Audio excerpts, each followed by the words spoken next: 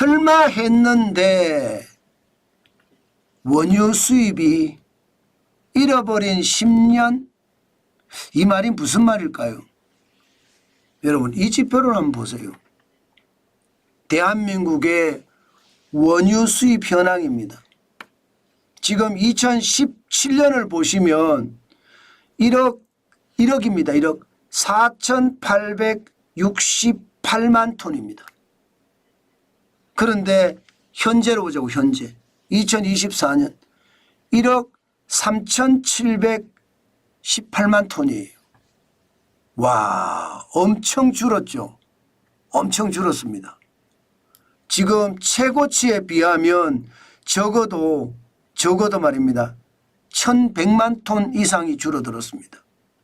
이게 여러분 2021년까지만 볼 때 4년 사이에 원유 수입량이 13.2% 줄어들면서 1967만 톤이 줄어들었거든요. 2021년에 1억 2,901만 톤이 됐으니까요.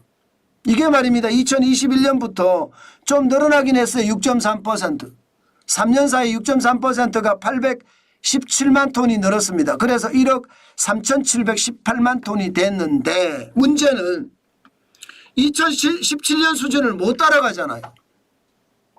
여러분 이게 경제가 쪼그라든다는 겁니다. 원유를 수입하고 수출하는 거 이건 톤이잖아요. 금액이 아니잖아요. 톤은 양입니다. 금액이면 여러분 이게 금액이 줄어든다. 뭐 이거는 다르게 설명할 수도 있겠죠. 그런데 톤 양인 걸 보니까 양이 줄어들어요.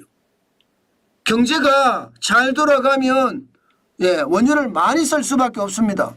근데 경제가 안 돌아가면 원유를 적게 쓴다는 이야기잖아요. 원유를 적게 쓴다는 이야기는 경제가 그만큼 나빠진다는 이야기입니다. 이야, 심각하죠. 그런데 잃어버린 10년이라고 제가 말씀을 드렸잖아요. 2017년부터 보세요. 2018년, 19년, 20년, 21년, 22년, 23년, 24년 벌써 7년째입니다. 7년째. 7년째 2017년을 다가가지 못하고요. 2018년에는 그나마 1억 4,860만 톤이니까 좀 적기는 하지만 뭐 기본적인 것은 지켰습니다. 그러다가 계속 꼬꾸라졌잖아요. 이게 꼬꾸라진 이유가 있습니다. 꼬꾸라진 이유가 2018년에 여러분 뭘 도입을 했죠? 최저임금을 16.4% 올렸고요. 2019년엔 최저임금을 10.9% 올렸습니다. 그 당시에 주 52시간제도 도입을 했어요. 주 52시간제 도입을 하니까 일을 그만큼 덜 할 거 아니에요. 일을 그만큼 덜 하니까 2018년에는 그나마 다행이었지만 2019년에는 당장 500만 톤 이상이 떨어지잖아요. 500만 톤. 1억 4,306만 톤이 됐으니까요. 굉장히 빨리 떨어지죠.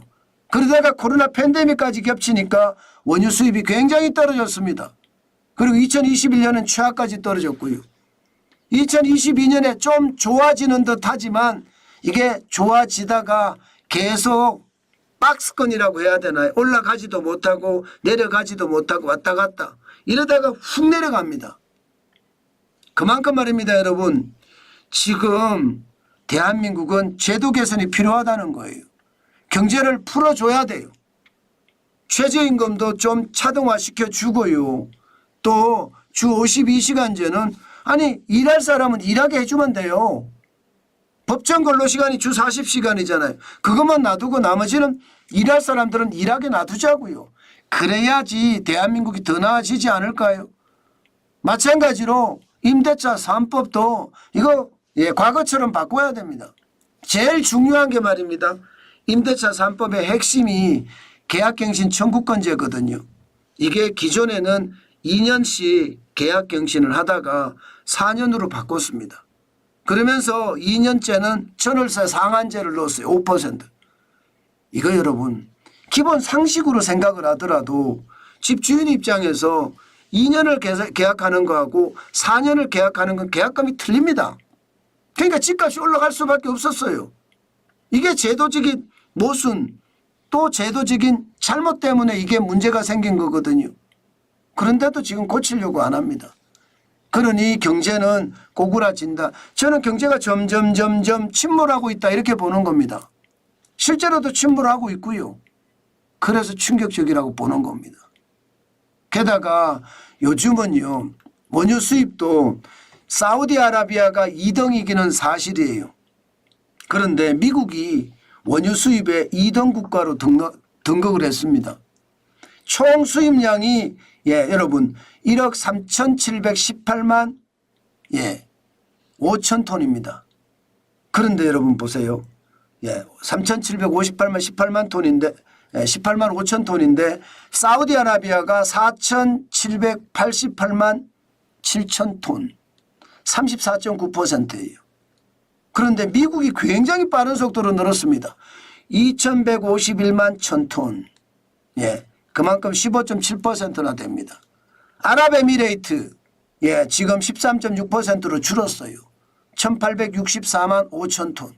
이라크 1,390만 5천 톤. 10.1%. 굉장히 빠른 속도로 미국이 올라오고 있죠. 이게 여러분 기업이 그만큼 말입니다. 똑똑하다 이런 생각도 저는 들어요. 왜? 지금 트럼프가 워낙 강하게 관세 폭탄에 대한 것을 매기니까 미국산 원유를 많이 사들이는 거예요. 아니 이게 수송비가 많이 든다. 게다가 미국산은 중진류가 아니고 경진류이기 때문에 비용이 더 많이 든다. 또 우리 대부분의 석유화학 회사들이 중진류 기준으로 기계 설비가 맞춰져 있는데 경진류는 안 된다. 이런 얘기가 많았었거든요. 그런데 그것도 말입니다. 미국이 석유 가격을 그만큼 운송비만큼 떨어뜨려 준 거고요. 여기에다가 중진류도 가능하지만 경진류도 가능할 수 있게끔 기계 설비를 많이 바꾸었습니다. 게다가 트럼프 미국한테 대한민국과 관계를 더 빨리 개선하기 위해서 기업들이 더 빨리 움직이는 거예요. 실제로 미국을 보세요, 여러분. 미국이 굉장히 빠른 속도로 늘죠. 2019년까지만 하더라도 이게 트럼프 때거든요. 결국 1,778만 7천 톤을 미국산 원유를 수입을 해서 트럼프 때 굉장히 많이 늘었습니다. 과거 2016년만 보세요.